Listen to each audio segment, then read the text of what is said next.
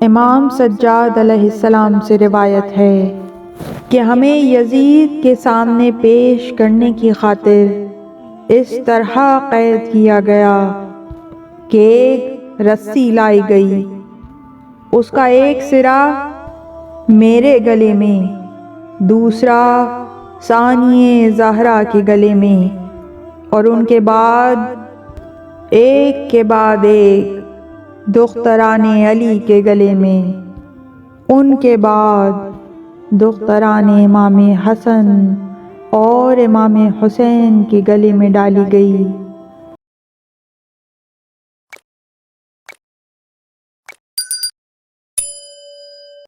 اور ہمیں ایک قطار میں چلنے کو کہا گیا، اور اس کا ایک سرا زجر بن قیس کے ہاتھوں میں تھا جو ہمیں دربار یزید میں لا رہا تھا۔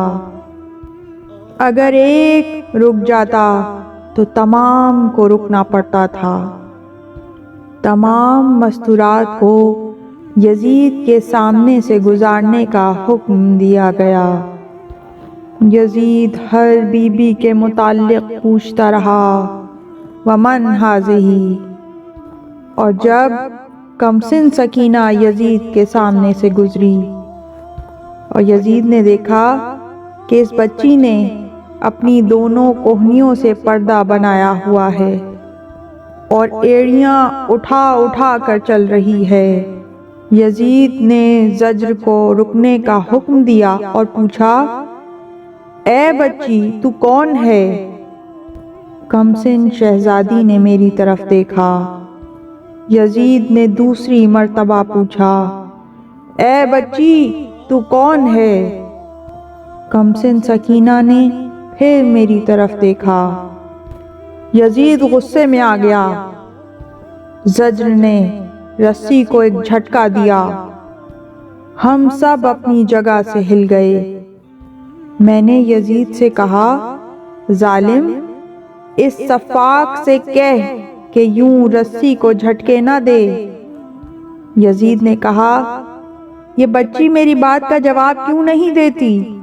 امام فرماتے ہیں، میں نے اسے بتایا، شاید تیری عقل کے ساتھ آنکھوں پر بھی پردے پڑ گئے ہیں۔ کیا تو دیکھ نہیں رہا کہ رسی کتنی تنگ کر کے باندھی ہے؟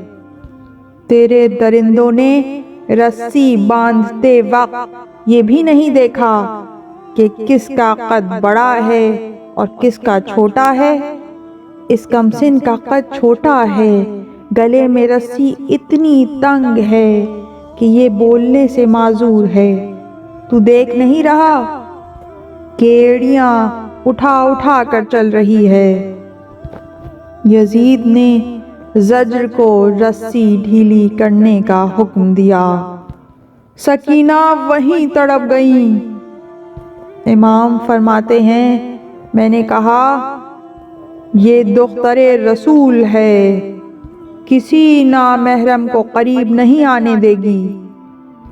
یزید نے زجر سے کہا، تو سجاد کے گلے سے رسی نکال لے تاکہ یہ خود اس کمسن کی رسی ڈھیلی کرے۔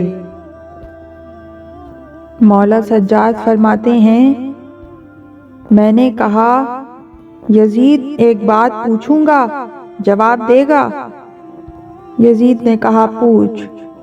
میں نے کہا، مجھے صرف اتنا بتا دے، اگر آج رسول خدا اس دربار میں آ جائیں اور ہمیں اسی حالت میں تیرے سامنے کھڑا ہوا دیکھیں تو وہ کیا کہیں گے؟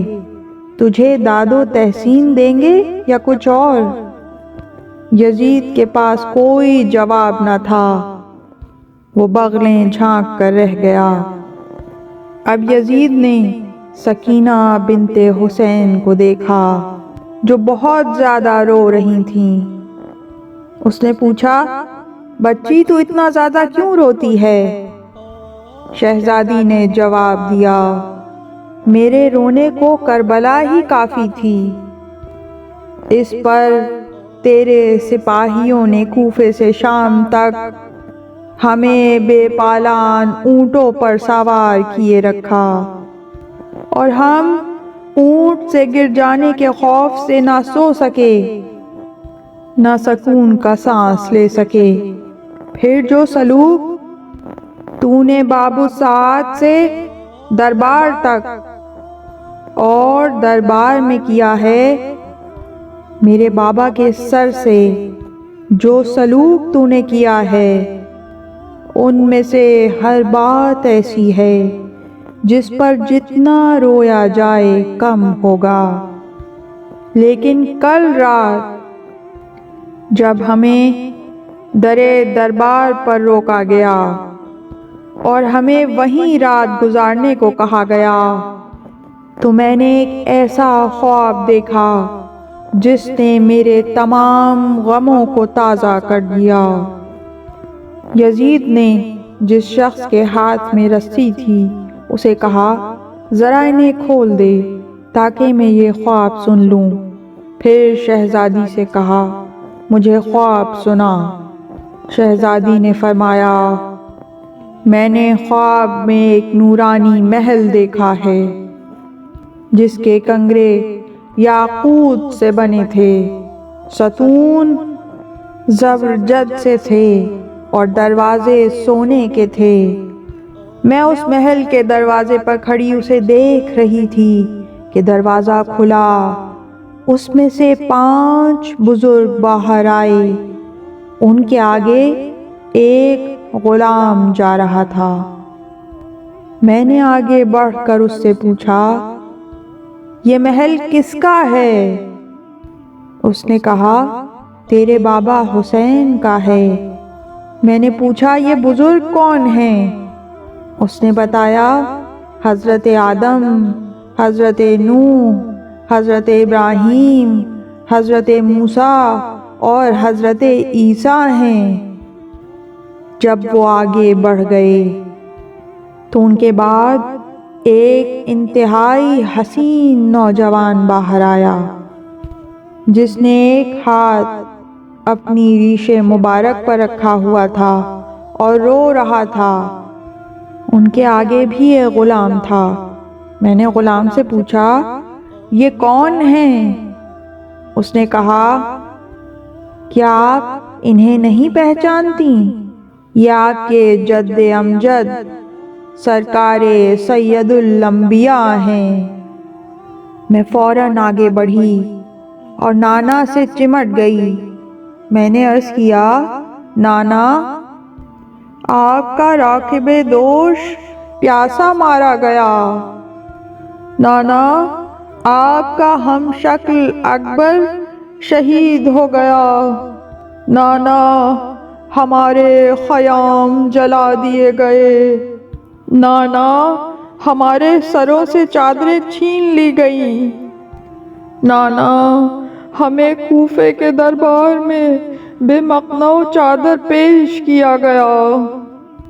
نانا، ہمیں کوفے سے شام تک بے کجا اونٹوں پر سفر کرایا گیا۔ نانا، آج تک ہمیں تو کوئی رونے بھی نہیں دیتا۔ رسول اللہ نے مجھے گلے لگایا، میرے سر کا بوسہ لیا، میرے ہاتھوں کو چوما، میرے گلے کے بوسے لیے، رو کے فرمایا، سکینہ بیٹی، تو نے میرے زخم ہرے کر دیے ہیں۔ بیٹی، اب شام کے حالات نانا کو نہ بتا، میں برداشت نہیں کر سکوں گا۔ نانا نے غلام کو حکم دیا کہ میری بچی کو اندر پہنچا دے۔ غلام مجھے اندر لے گیا۔ وہاں ایک کمرے میں 5 مستورات بیٹھی تھیں۔ ان کے درمیان ایک مستور تھی جس کے بال کھلے ہوئے، لباس سیاہ، اس کے ہاتھ میں چھلنی کی مانند ایک قمیص تھی۔ میں نے ایک کنیز سے پوچھا، یہ کون مستورات ہیں؟ اس نے بتایا، ایک آسیہ ہیں، دوسری مادر موسیٰ ہیں، تیسری جناب حوا ہیں، چوتھی جناب مریم ہیں، 5ویں جدہ السادات خدیجۃ الکبریٰ ہیں۔ میں نے کہا، وہ جس کے ہاتھ میں خون آلود قمیض ہے وہ کون ہے؟ اس نے کہا یہ آپ کی دادی فاطمۃ الزہرا ہیں۔ میں آگے بڑھی اور عرض کیا السلام علیکہ یا جدتا۔ بی بی نے سر اٹھایا اور فرمایا سکینہ ہے؟ میں نے عرض کیا ہاں دادی، یتیم سکینہ ہوں۔ اٹھ کھڑی ہوئیں، آگے بڑھ کر مجھے گود میں لیا، سینے سے لگایا، خاک آلود بال چومے اور دونوں ہاتھوں کو بوسہ دیا۔ میں نے عرض کیا دادی آپ کی زینب بے ردا ہو گئی۔ بنت رسول نے فرمایا بیٹی یہ دیکھ میرے ہاتھ میں کیا ہے؟ میں نے عرض کیا دادی جان یہ خون آلود قمیض ہے۔ دادی نے پوچھا اسے بیٹی پہچانتی ہے کس کی ہے؟ میں نے عرض کیا دادی مجھے یاد تو آ رہا ہے کہ میں نے اسے دیکھا ہے لیکن یقین سے نہیں کہہ سکتی۔ دادی نے فرمایا بیٹی یہ تیرے بابا کی وہی قمیض ہے جو تیری پھپھی نے دم آخر اس کے مانگنے پر دی تھی۔ بیٹی اب اندازہ کر لے میں تمہارے حالات سے بے خبر نہیں ہوں، مجھے ایک ایک بات کا علم ہے۔ بیٹی مجھے اپنے بھائی سجاد کا حال سنا، وہ کیسا ہے؟ میں نے عرض کیا دادی کئی مرتبہ ظالموں نے اسے قتل کرنا چاہا لیکن اس کی بیماری پر ترس کھا کر چھوڑ دیا۔ دادی کاش آپ اپنے بیمار کو اس وقت دیکھتی جب اسے پایہ جولان، زنجیر بدست اور طوق باگردن اسیر کر کے بے پالان اونٹ پر سوار کیا گیا، اور جب وہ خود نہ سنبھل سکتے تھے تو ایک رسی سے ان کے دونوں پاؤں پشت شتر کے نیچے سے باندھ دیے گئے اور ایک رسی اونٹ کے گلے میں ڈال کر میرے بیمار بھائی کے گلے میں باندھ دی گئی۔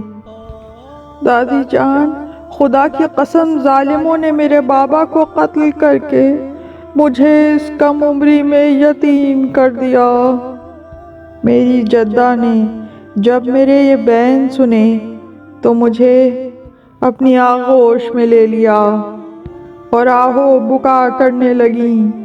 اب کیا تھا وہ دیگر مستورات بھی رونے لگیں اور بصد احترام عرض کیا اے سیدہ عالمیان صبر کریں، پروردگار عالم آپ کے اور یزید کے درمیان فیصلہ کرے گا۔ اس کے بعد صدیقہ طاہرہ نے فرمایا میری لاڈلی سکینہ اب نہ رونا، تیری صدائے گریہ نے مجھے ہلا کر رکھ دیا، اور دیکھ یہ تیرے بابا حسین کا خون بھرا کرتا ہے، اسے اس وقت تک ہاتھوں سے نہ چھوڑوں گی جب تک خدائے واحد سے ملاقات نہ کر لوں۔ انا للہ و انا الیہ راجعون، رضا بقضائہ و تسلیما لامرہ۔ اس طرح کی مزید تحقیقی، علمی اور تاریخی ویڈیوز دیکھنے کے لیے چینل کو سبسکرائب کیجیے اور بیل آئیکن پہ کلک کیجیے۔ ویڈیو کو لائک کریں اور کامنٹس کے ذریعے بتائیے کہ آپ کو ویڈیو کیسی لگی۔ اگلی ویڈیو تک کے لیے خدا نگہدار۔